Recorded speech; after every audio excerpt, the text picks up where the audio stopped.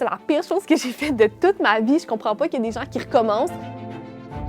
Quand tu gagnes un concours pour aller monter le Kilimanjaro, tu peux pas dire non. Fait que ça s'est ajouté à mon calendrier de l'année, puis j'ai commencé à m'entraîner pour ça.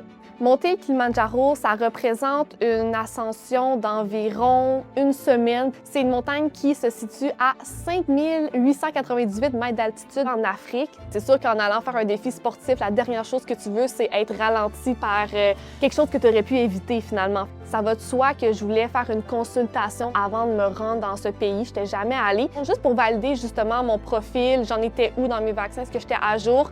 Fait que moi, ça m'a vraiment rassurée en fait parce que là, il y a plein d'informations en ligne. Les gens dans mon groupe disaient des choses qu'ils avaient entendues. Et il y a eu beaucoup de gens qui sont tombés malades. Là. Donc, on dormait tout en refuge ensemble. Puis là, tu voyais, ça éclatait, là, la fièvre d'un bord, l'autre, il vomit, puis tout. Donc, moi, j'étais comme, oh my God, ça va-tu m'atteindre? Mais non, il m'est rien arrivé. Puis le moment où je me suis dit, OK, wow, ce voyage-là en a vraiment valu la peine, bien, sincèrement, c'est quand j'ai comme atteint le sommet après 8 heures de monter à continuer d'avancer. J'étais vraiment fière de moi. C'était quand même un gros moment de dépassement.